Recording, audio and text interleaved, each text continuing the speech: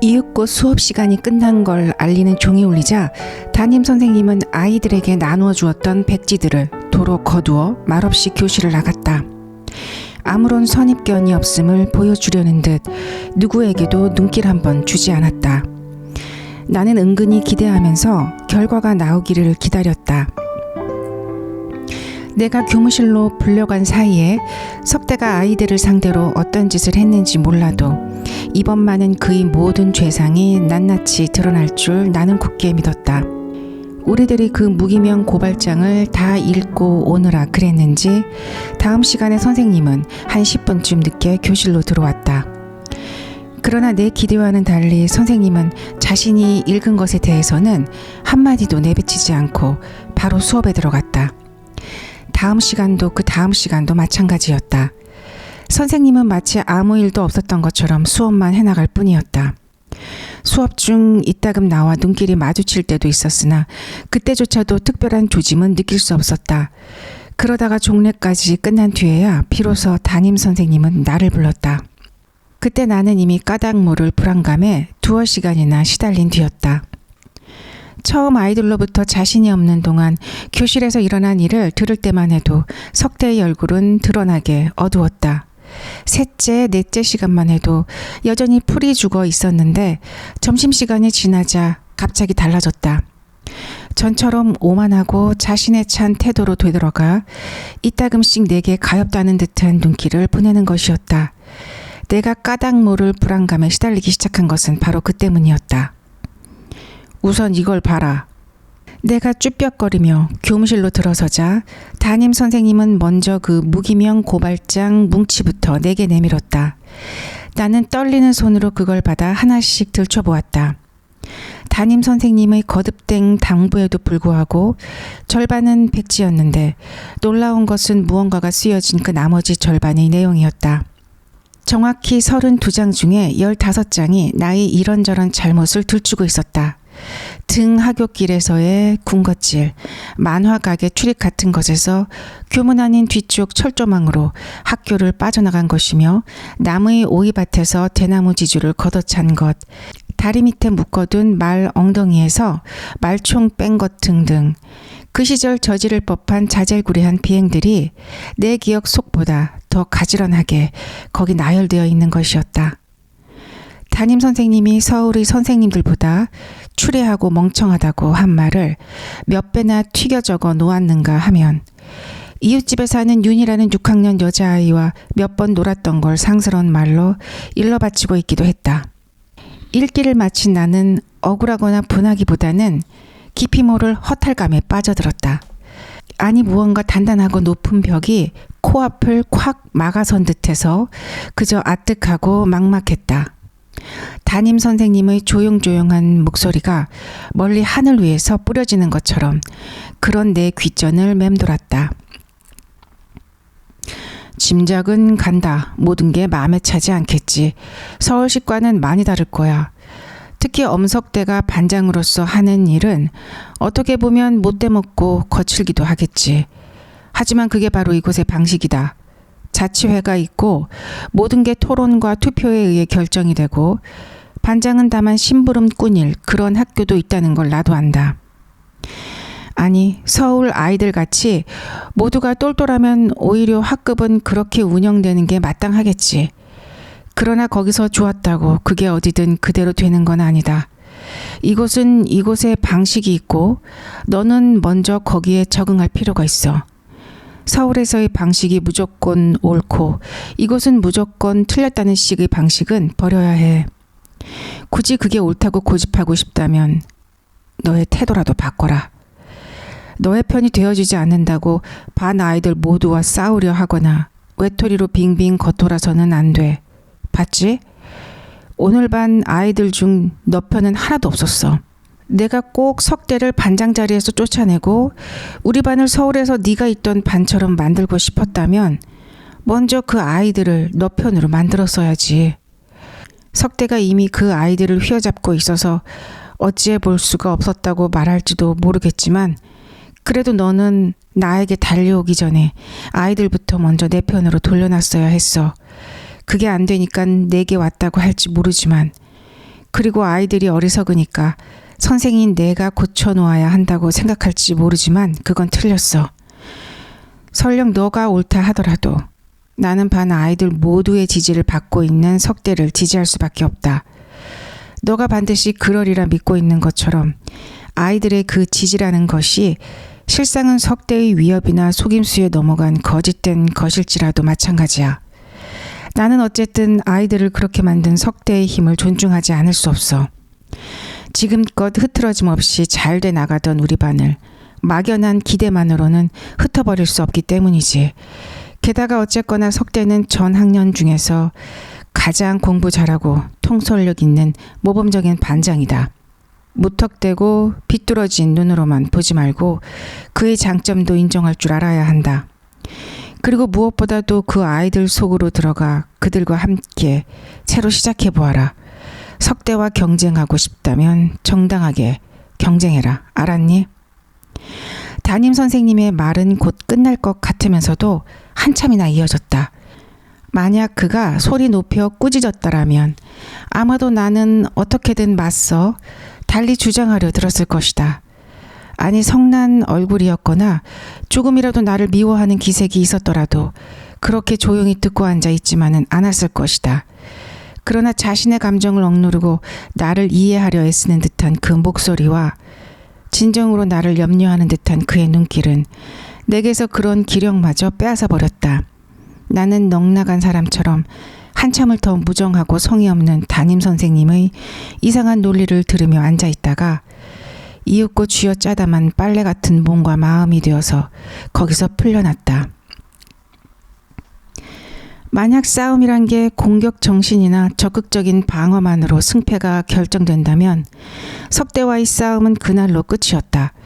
그러나 불복종이나 비타협도 상대와 맞서는 한 가지 방법이라고 한다면 내 외롭고 고단한 싸움은 그 뒤로도 두어 달은 더 이어졌다. 어른들식으로 표현한다면 어리석은 다수 혹은 비겁한 다수에 의해 짓밟힌 내 진실이 모진 한처럼 나를 버텨나가게 해준 것이었다. 이미 내 수단이 다하고 국리가 막힌 게 다 드러난 셈이건만 신중한 석대는 그날 이후로도 직접으로는 나와의 싸움에 나서지 않았다. 그러나 그 공격은 전보다 몇 곱절이나 더 집요하고 엄중했고 따라서 내게는 그때부터 전보다 몇 곱절이나 더 괴롭고 고단한 학교 생활이 시작되었다. 가장 괴로웠던 것은 그날을 시작으로 시도 때도 없이 걸려오는 주먹 싸움이었다. 그 무렵 어떤 학급이든 공부의 석자처럼 주먹 싸움에도 등수가 매겨져 있게 마련이었고 내 체력과 강단이 차지할 수 있는 원래의 싸움 등수는 대략 10서너 번째가 되었다. 그런데 갑작스레 그 등수가 무시되고 그때껏 내가 이긴 걸 인정하고 있던 아이들이 공공연히 시비를 걸어오는 것이었다. 말할 것도 없이 나는 그런 도전에 힘을 다해 맞섰다. 그러나 나의 싸움 등수는 하루하루 뒤로 밀려나기 시작했다.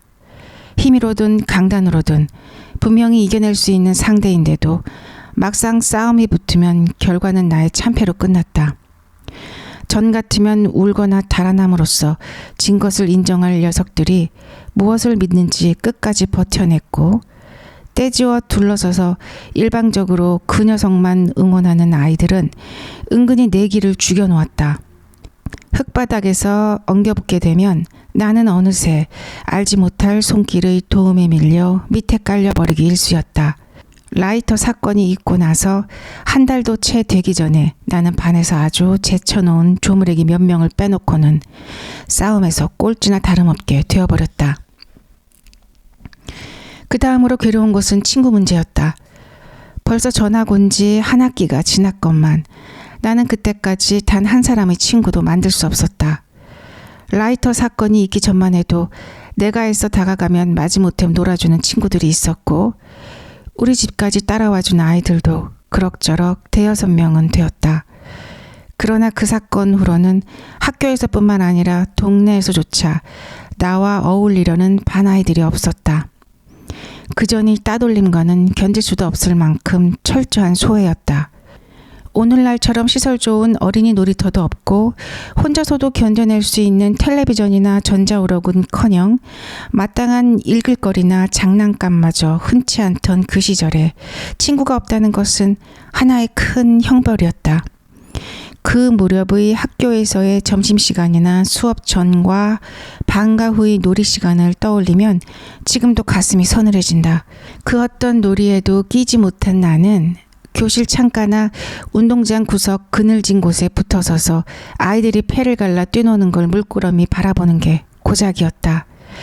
겨우 갓난아기 머리통만한 고무공으로 하는 축구가 어찌 그렇게도 재미있어 보였던지, 찜뿌나 팔자놀이를 하며 이빨이 쏟아질 듯 웃어대던 그 아이들이 또 얼마나 즐겁고 행복해 보였던지. 한 번은 이런 일도 있었다. 옆반에 새로 석대보다 더 크고 힘센 아이가 전학 와서 석대와 방과 후에 학교 옆 솔밭에서 겨뤄보기로 한 바람에 우리 반 전체가 똘똘 뭉쳐 응원을 가게 되었을 때였다. 반이라는 동료 집단에 함께 소속된 까닭인지 나도 석대편이 되어 아이들을 따라 나섰다. 아이들도 그날만은 그런 날을 못 본 채해 나는 별일 없이 그들과 하나가 될 수 있었고, 싸움이 석대의 승리로 끝이 나고도 한동안 그런 분위기는 이어졌다.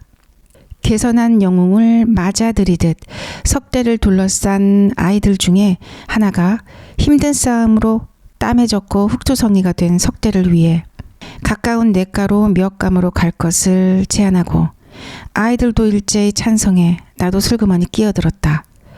그런데 냇가에 이르러서야 나를 발견한 석대가 가볍게 눈살을 찌푸리자 분위기는 일변했다. 어이 한병태, 넌 왜 왔어? 눈치 빠른 녀석 하나가 그렇게 쏘아붙인 걸 시작으로 아이들이 나를 몰아대기 시작했다. 임마, 누가 너보고 응원해 달랬어? 나는 갑자기 콧등이 시큰하며 눈물이 핑 돌았다. 뚜렷하지는 않지만 나는 그때 이미 소외된 자의 서러움과 그 쓰디쓴 외로움을 맛보고 있었던 것이나 아니었던지. 하지만 주먹 싸움의 등수가 터무니없이 뒤로 밀리거나 아이들로부터 소외되는 것에 못지않게 괴로운 것은 합법적이고도 공공연한 박해였다. 앞서 내비친 적이 있듯 어른들이 세계에서와 마찬가지로 아이들의 세계에서도 지켜야 할 규범들은 있게 마련이고, 또한 어른들이 그 누구도 그런 걸 다 지키며 살아가지 못하듯 아이들 역시 그 모든 걸 다 지켜내기는 어렵다. 털어 먼지 안 나는 사람이 없다는 말처럼 엄격히 보면 아이들도 어른들의 불법 행동이나 부도덕한 행위에 견줄 만한 자질구리한 비행들을 수없이 저지르며 하루하루를 보내고 있다. 학칙, 교장 선생님의 훈시, 주훈, 담임 선생님의 말씀과 자치회의 결정 같은 걸 지키지 않거나 부모님과 웃 어른들의 당부, 일반 윤리 및 사회가 어린이에게 요구하는 행동 방식을 어기는 것인데, 나는 바로 그러한 규범들 중 가장 엄격하게 적용받았다. 조금만 손톱이 길어도 며칠만 이발이 늦어져도 나는 어김없이 위생불량자의 명단에 올랐고, 옷솔기가 터지거나 단추 하나만 떨어져도 복장 위반자의 벌을 받아야 했다. 재수없게 주변 선생님들에게 걸리지 않으면 되는 등 하굣길의 군것질도 내가 하면 범죄가 되었으며, 동네 만화가게의 골방에 숨어서 읽은 만화도 담임 선생님의 귀에 들어가면 어김없이 꾸중을 듣게 되었다. 요컨대 다른 아이들이 다 하는, 그리고 어쩌다 재수없이 걸려도 가벼운 꾸중으로 끝날 뿐인 그런 자질구레한 잘못들도 내가 하면 엄청난 비행으로 여럿 앞에 까발려져 성토당하고 자치회의 기록에 올려지고 담임 선생님의 꾸중이나 화장실 청소 같은 벌로 끝을 보았다. 언제나 고발자는 따로 있었지만 그 뒤에 있는 것은 틀림없이 석대였다. 성의 없고 무정한 담임 선생님을 대신해 그 같은 규칙 위반을 감시하거나 처벌할 수 있었던 석대는 아이들의 고발이 있을 때마다 겉으로는 공정하게 그 권한을 행사했다. 그러나 실제 집행에서는 달랐고 그게 더욱 나의 분통을 터뜨리게 했다. 다 같이 벌로 화장실 청소를 하게 되어도 그쪽은 대강 쓸기만 하면 합격 판정을 내려 집으로 보냈지만 나는 물로 바닥의 때까지 깨끗이 씻어내야 겨우 집으로 돌아갈 수 있게 되는 때가 바로 그랬다. 어디까지나 짐작이기는 하지만 석대는 그 밖에도 자신이 가진 합법적인 권한을 악용해 적극적으로 나를 불리하게 만들기도 했다. 다른 아이들에게는 그 전날 가만히 알려주어 나만 갑자기 당하는 꼴이 되는 위생검사나 학교 오는 길에 수레를 따라 걷다가 쇠고리에 걸려 옷이 찢긴 때와 같은 날만 골라 느닷없이 복장검사를 하는 것 등이 그 예였다. 그 바람에 나는 마침내 우리 반에서뿐만 아니라 학교 전체에 다 알려질 만큼 말썽 많은 불량스러운 아이가 되어버렸다. 학교 생활이 그 모양이 되고 나니 공부인들 제대로 될 리가 없었다. 어떻게든 그 학교에서는 1등을 차지하리라던 전학 초기의 내 장한 결심과는 달리 내 성적은 차츰차츰 떨어져 한 학기가 끝났을 때에는 겨우 중간을 웃돌 뿐이었다.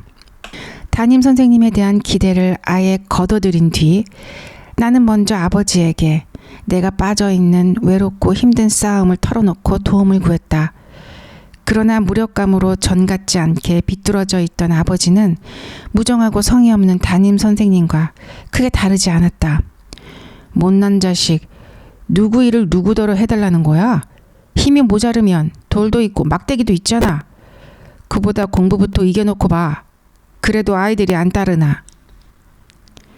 내가 감정을 앞세워 상황을 잘 설명하지 못한 탓도 있고 아버지가 내 일을 아이들 세계에 흔히 있는 사소한 다툼집으로 쉽게 여기신 탓도 있겠지만 나는 아버지의 그 같은 역정 앞에서 더 이상 말해볼 기력을 잃고 말았다.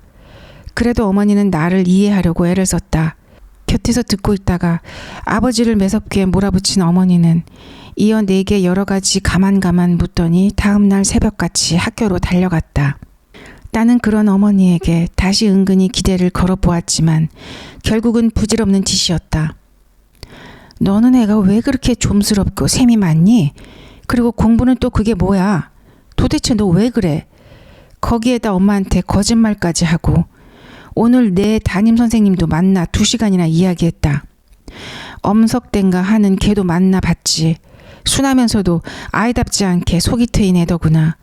공부도 전교에서 1등이고 내가 학교에서 돌아오자마자 어머니는 나를 기다렸다는 듯이 그렇게 나무라기 시작했다. 그리고 이어 1시간 넘게 담임 선생님과 비슷한 잔소리를 늘어놓았으나 내 귀에는 그 이상 한마디도 들어오지 않았다. 그때 나를 사로잡고 있던 것은 절망을 넘어 허탈에 가까운 감정이었다. 그런데도 내가 그 뒤로 한참이나 더 그 싸움에 버텨낸 걸 돌이켜보면 지금에 와서도 스스로가 대견스럽게 느껴질 때가 있다.